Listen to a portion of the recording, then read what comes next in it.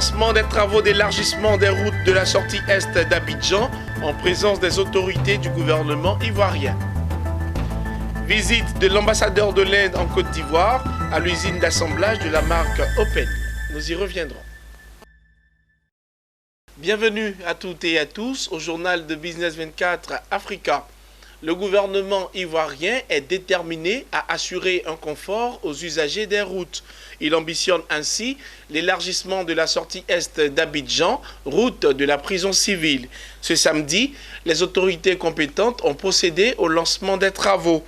La voie concernée part du carrefour zone industrielle de Yopougon en passant par le carrefour de Ndotré jusqu'au péage de Thomasset sur un linéaire de 23 km. Le reportage de Pierre Tebeu et Marie Seri.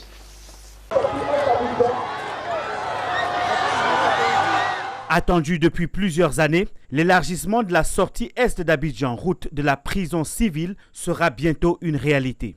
Le président de la République, Alassane Ouattara, a pris part au lancement des travaux. Cette route est d'autant plus importante qu'elle part du carrefour zone industrielle de Yopougon jusqu'au péage de Thomasset en passant par le carrefour Ndotré sur un linéaire de 23 km. Elle sera une autoroute de 2 fois 3 voies de 3 mètres de largeur avec 3 passerelles pour piétons. Ces travaux s'inscrivent dans le cadre du projet de transport urbain d'Abidjan, PTU. Le maître d'ouvrage de ces travaux est le ministère de l'Équipement et de l'Entretien routier. C'est un projet extrêmement important. Vous savez que c'est un projet qui est financé aussi bien par la BAD et par l'État de Côte d'Ivoire. Ça rentre dans le cadre du projet de transport urbain d'Abidjan qui comprend donc la construction de la Y4, la sortie est où nous sommes. Après, il va y avoir la sortie ouest pour aller vers Songon et Dabou. Et après, il y a le prolongement du boulevard Latry sur près d'une dizaine de kilomètres. Voilà, donc c'est un ensemble de projets extrêmement important pour l'État de Côte d'Ivoire. Vous savez, l'ensemble de ce projet, le PTUA dans son ensemble, avec y compris le 4e pont d'Abidjan, qui est sur environ 7 km 200. L'ensemble de ces projets tourne autour de 600 milliards de francs CFA. La voie permettra d'améliorer les conditions de circulation des voitures, d'assurer l'accès de la ville d'Abidjan aux populations et d'acheminer les productions agricoles vers la capitale économique. Ces travaux d'un coût total de plus de 52 milliards de francs CFA, dont plus de 34 milliards de la Banque africaine de développement BAD et le reste par l'État de Côte d'Ivoire. Le docteur Akinoumi Adesina, président de la Banque africaine de développement BAD, se réjouit du partenariat avec l'État de Côte d'Ivoire. Toutes les choses qu'on doit faire à Abidjan, c'est très important au niveau de l'infrastructure. Avec l'urbanisation, avec beaucoup de congestion, avec aussi beaucoup de pollution ici. Donc beaucoup d'accidents aussi à cause de ça. C'est très important d'avoir une stratégie pour élargir les voies d'écoulement de trafic ici à Abidjan. La Banque africaine de développement a décidé de financer ce programme avec un montant de 567 millions de dollars américains qui fait un total 47% de tous les coût global pour ces projets. Les travaux vont durer environ 17 mois et permettront de décongestionner le trafic sur cette voie très utilisée par les riverains et les voyageurs en partance pour Agboville, Azopé et Anyama. L'ambassadeur de l'Inde en Côte d'Ivoire a visité l'usine d'assemblage de la marque Open, marque d'ordinateur portable fabriquée par le groupe Serco. L'hôte du jour est allé constater chez son partenaire les dispositions prises pour assurer la production massive d'ordinateurs, de smartphones, de produits électriques et électroniques destinés aux pays de la sous-région. Mon désir Nascimento, Richard Akeke. C'est une visite historique faite par Salas Tangal, ambassadeur de l'Inde près la Côte d'Ivoire, et Jean-Louis Moulot, maire de la commune de Grand-Bassam à l'usine Open, unité d'assemblage d'ordinateurs, de smartphones et d'appareils électroniques du groupe Serco. Ces autorités sont venues féliciter et apporter leur soutien aux initiatives du docteur Alain Kapochichi, PDG du groupe Serco, par ailleurs patron de l'usine Open. Ce sont des installations automatisées de dernière génération qui permettront la fabrique de 6 000 appareils électroniques par jour. En clair, une production suffisante pour satisfaire le slogan « Un citoyen, un ordinateur, une connexion », mais aussi pour inonder le marché ouest-africain de produits de qualité à coût réduit. Vous avez vu, donc c'est un ordinateur, qui peut travailler aisément. Une prouesse bénéfique, fort appréciée par l'autorité municipale de Grand Bassam. Eh bien, nous sommes heureux évidemment de ce qu'une nouvelle entité voit le jour au sein du VITIB. Vous savez que c'est une zone franche, donc il n'y aura pas de recettes fiscales pour la ville de Grand Bassam, néanmoins des emplois et des bénéfices induits pour la ville de Grand Bassam. Avec satisfaction, l'ambassadeur de l'Inde en Côte d'Ivoire a salué à son tour le partenariat tripartite dont le fruit est destiné à la Côte d'Ivoire, mais aussi à la sous-région ouest-africaine. First of all, I would like to congratulate Open. Premièrement, je félicite le gouvernement ivoirien et je suis ravi que l'Inde et la Côte d'Ivoire ont réussi leur coopération pour mettre en place cette usine d'assemblage d'ordinateurs. To set up this important computer assembling plant where not only computer but also desktop, laptop. Des desktops, des laptops et des smartphones seront assemblés pour le marché ivoirien mais aussi africain. Au cours de cette visite, Dr Alain Kapochichi a annoncé les innovations introduites dans la production de ces appareils intelligents. C'est un camp dédié à l'innovation et donc plus on a de commandes, ici on peut faire des lampes, on peut faire des tablettes, des ordinateurs, des téléphones et des téléphones qui parlent baoulé, qui parlent djoula, qui parlent wolof, qui parlent français et qui permettent de résoudre des problèmes. Vous voyez, donc aujourd'hui on a beaucoup d'institutions avec lesquelles on travaille, le Fonds des Nations Unies, la Banque mondiale, le gouvernement, etc. Et tout. L'objectif c'est vraiment que tous les Africains puissent consommer africain avec la qualité requise parce qu'on est agréé Intel, on est même partenaire chez Intel, on est même partenaire chez Microsoft et donc ils auront des produits de qualité qui résolvent leurs problèmes. Il est bon de souligner que l'usine Open a déjà exécuté une première commande de 30 000 ordinateurs portables de qualité vendus à prix promotionnel sur le marché ivoirien. À l'issue d'une assemblée générale élective, le FOSCAO, section Côte d'Ivoire, a prononcé une conférence de presse à son siège. Une rencontre animée par le coordinateur régional de l'organisation pour faire part du déroulement de l'élection du coordinateur local du FOSCAO. Une occasion pour ce réseau ouest-africain d'organisations de société civile de marquer son engagement aux côtés des représentations locales. Emmanuel Bonzo, Richard Akeke. Sous la supervision du secrétaire général du FOSCAO régional, la section Côte d'Ivoire a procédé le mardi 29 septembre dernier au renouvellement de ses instances dirigeantes lors d'une assemblée générale élective. C'est donc pour faire connaître le bon déroulement de l'élection que le coordinateur régional du Forum de la société civile de l'Afrique de l'Ouest était face à la presse. Dans l'ensemble, le secrétaire général de l'organisation se félicite de la bonne ambiance qui a prévalu lors des élections.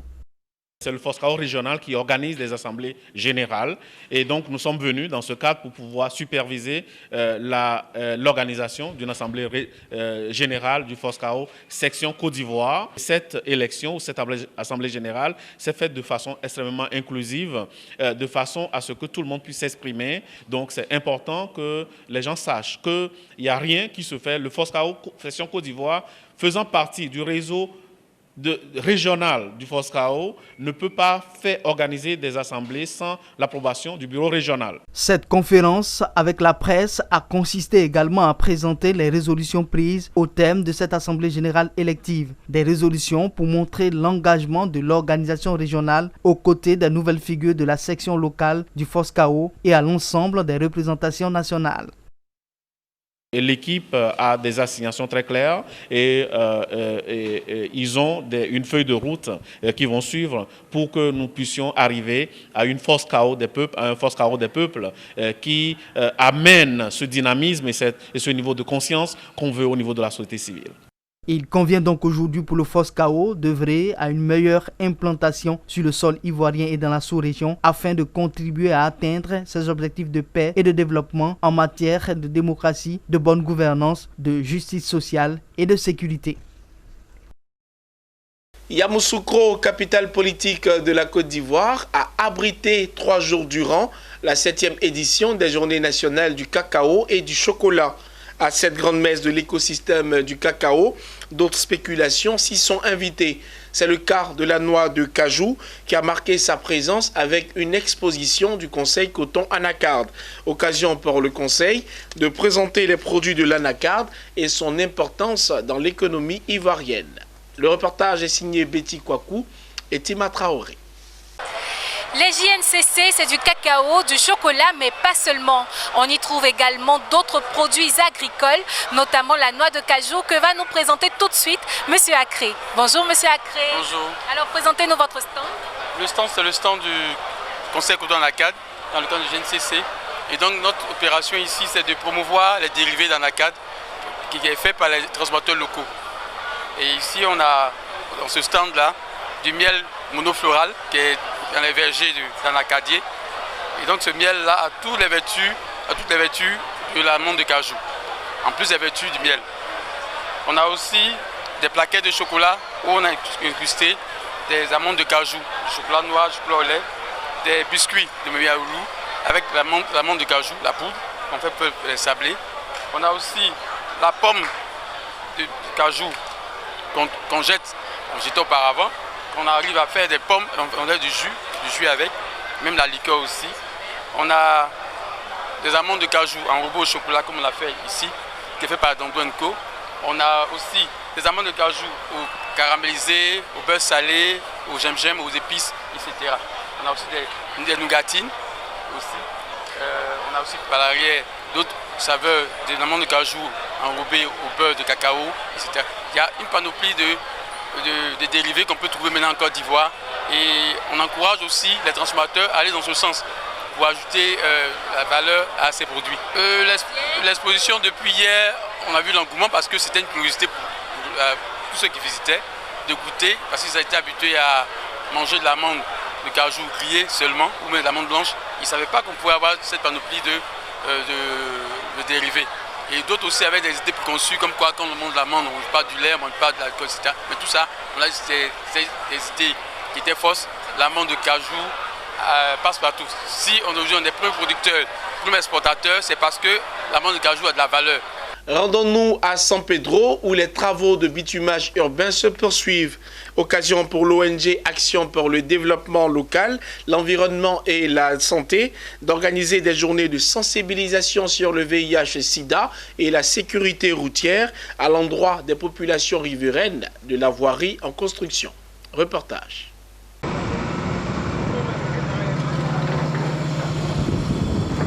Les travaux d'aménagement des infrastructures routières de la ville de San Pedro ont atteint leur vitesse de croisière.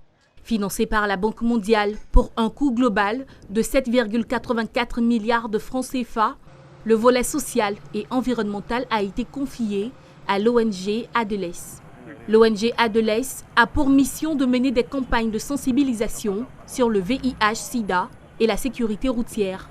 Faire le suivi et la mise en œuvre du plan d'action et de réinstallation, le suivi social des populations impactées par le projet.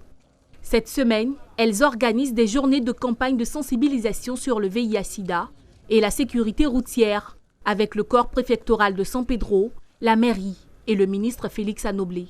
Ces campagnes de sensibilisation visent à emmener les populations riveraines de la voirie en construction à connaître les dispositions sécuritaires mises en place dans l'exécution des travaux pour éviter les accidents, notamment la connaissance des panneaux implantés sur les chantiers et leur signification. L'attention des populations et des travailleurs du chantier a été également attirée sur la pandémie du VIH-Sida au cours de ces campagnes de sensibilisation. Cette voie particulièrement a son importance parce que d'abord, elle est conçue pour permettre donc à certains camions qui ne sont pas loin de la ville de pouvoir dévier par là pour atteindre donc le port. Mais c'est en même temps aussi une grande voie qui va permettre donc à l'ensemble des riverains ici de pouvoir circuler sans difficulté. C'est aussi une voie donc de décongestion du port. À la population de San Pedro, je pourrais leur dire d'être coopérants, de collaborer. Cette voie que nous réalisons, elle est en priorité pour elles. Ça leur permettra d'améliorer les cas de vie, de mieux circuler et également de contribuer au développement du port. Ces travaux clôtureront la série de bitumage prévue dans le cadre du PIDUCAS dans la ville. Dans le cadre de ce projet, la ville portuaire bénéficie de plus de 10 km de bitume pour plus de 12 milliards de francs CFA. De janvier à septembre 2020, plus de 265 tonnes de drogue et de médicaments de qualité inférieure ont été saisis à Abengourou par les agents de la Direction régionale des douanes de l'Indénié-Djoablin. Le 1er octobre dernier, ces objets ont été incinérés. Occasion saisie par le procureur adjoint près le tribunal d'Abengourou pour appeler les jeunes, les élites de demain, à ne pas s'adonner à la drogue. Joseph Assalé, notre correspondant dans l'Indénié-Djoablin. Au terme de la cérémonie d'incinération en présence de la presse locale, des autorités judiciaires et policières, le colonel Ousmane Sanogo, directeur régional des douanes ivoiriennes à Abengourou, est revenu sur les caractéristiques des marchandises frauduleuses saisies. La période de saisie, c'est surtout du 1er janvier 2020, pour être plus précis, au 30 septembre 2020. Au titre de ces saisies, vous avez du cannabis, environ 5 tonnes de cannabis que nous avons saisi. Vous avez également des médicaments de qualité inférieure, comme je l'ai tout à l'heure falsifié, environ 17 tonnes. Vous avez également des marchandises générales de 107 tonnes. Vous avez des pesticides, environ 6 tonnes de pesticides. À cela déjà, il faut ajouter d'autres opérations de saisie, portant notamment sur 142 tonnes de noix de cajou en partance pour le Ghana voisin, 5 tonnes de sucre et 21 tonnes de ferraille qui n'ont pas fait l'objet d'incinération. L'adjoint au procureur de la République, près le tribunal de première instance d'Abengourou, a salué la bravoure des services de douane, tout en rappelant les conséquences fâcheuses de la drogue et autres substances vénéneuses sur les populations et aussi sur l'économie nationale. De fait, Antonin Kouakou a lancé cet appel. C'est un appel. La consommation et la vente de la drogue est sévèrement réprimée. Il n'y a pas de peine de sursis. C'est des emprisonnements fermes. Et de plus en plus, on a constaté que beaucoup d'élèves sont impliqués dans ces infractions-là. Donc c'est l'occasion de lancer un appel, ne pas qu'ils noircissent leur avenir. Voilà, qu'ils sont les leaders de demain. À noter que les marchandises frauduleuses saisies et incinérées ont une valeur marchande de 695 440 000 francs CFA selon les services de douane de la région de l'Indénié-Djoablin. Après Abengourou, direction Boisflé, où la Jeune Chambre internationale locale a tenu sa 33e convention dénommée Moyer 2020. Les membres de ce club service ont fait le bilan des activités menées au cours de l'année et procédé ainsi au renouvellement des instances dirigeantes de l'organisation. Reportage. La Jeune Chambre internationale JCI a pour mission essentielle d'aider l'homme et à promouvoir le développement personnel afin que celui-ci contribue d'une façon efficace au processus de développement du monde et dans la société dans laquelle il vit. C'est en cela qu'après la présentation du bilan positif de la présidente sortante au cours de la 33e convention locale, le patron de la cérémonie Yao Etienne, directeur général du CHU de Trècheville, a invité la jeunesse de Boisflé à adhérer à la JCI. Chers jeunes de Boisflé, je vous exhorte à adhérer massivement à la Jeune Chambre internationale partout où vous irez, car elle constitue une véritable école de la vie. Ce fut l'occasion de présenter le nouveau membre de la JCI de Boisflé, suivi de l'investiture du nouveau président. Nous voulons placer la mandature 2021 sous la vision de l'engagement et le dynamisme pour un impact véritable. Et la vision du mandat, c'est de pouvoir innover, motiver et collaborer avec les membres. C'est le lieu pour moi de pouvoir inviter tous les membres de la JCI Boisflé à se fédérer autour de cette mission et cette vision. Notre présence ici s'inscrit dans le cadre de nos activités en tant que président national, qui est d'investir les futurs dirigeants locaux tout en profitant de l'occasion pour leur donner des conseils d'usage, pour leur permettre de travailler sereinement et être efficace lors de leur mandature. Il faut noter que cette convention était placée sous le haut patronage du ministre Amédée Kouakou et sous le parrainage de Nguessan Kouakou Philippe, opérateur économique de la ville de Boisflé. C'était la dernière information de ce journal. Merci de nous avoir suivis. Bonne suite de programme sur Business 24 Africa.